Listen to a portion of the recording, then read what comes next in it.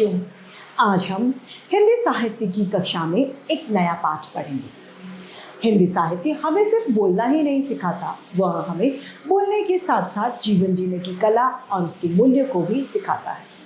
आज हम हमारी इस कक्षा में पाठ चिड़िया का संसार को पढ़ेंगे और समझेंगे। तो आइए बिना किसी देरी के इसे शुरू करते हैं।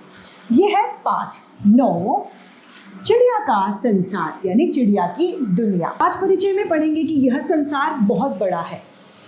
इस संसार में बहुत कुछ देखने और सीखने लायक है। इस विशाल दुनिया को यानी इस विशाल जगत को देखने और समझने के लिए हमारा पूरा जीवन भी कम है। आइए इस कविता में पढ़कर जानते हैं कि कैसे एक छोटी सी चिड़िया को इस संसार की विशालता के बारे में पता चला, कैसे उस चिड़िया ने जाना कि ये संसार इतना बड़ा है। आइए पढ़ें। सबसे पहले मेरे घर का अंडे जैसा था आकार। चिड़िया क्या कहती है?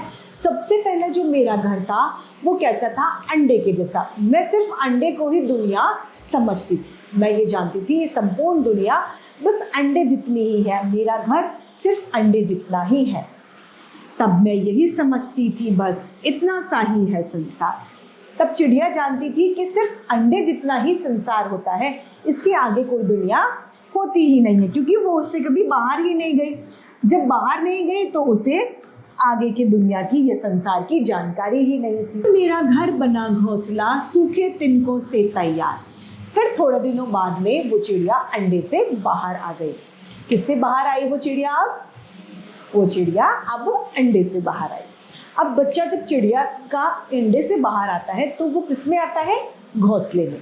अब चिड़िया जब घोंसले के बाहर आ गई तो उसका जो घोंसला था वो सूखे तिनकों से तैयार किया हुआ था।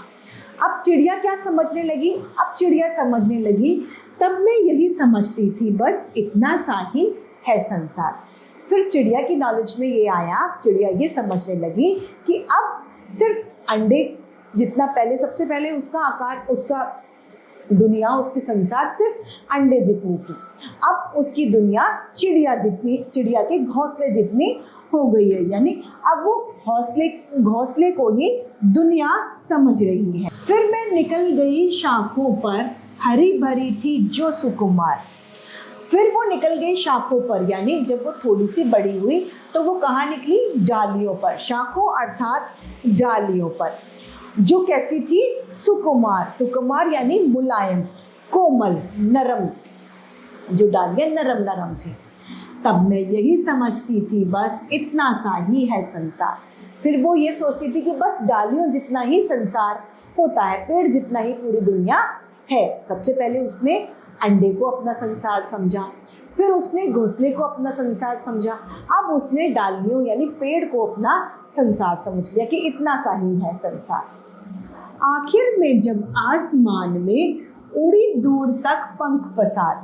फिर आखिर यानी अंत में जब वो आसमान में उड़ने लायक हो गई, जब उसके पंख निकल आए, वो बड़ी हो गई, तब जब वो आसमान में पंख फैलाकर उड़ी तब उसे समझ में आया कि बहुत बड़ा है यह संसार। तब उसने जाना कि ये संसार कितना बड़ा है। इस कविता के रचयिता हैं निरंकार देव सेवक।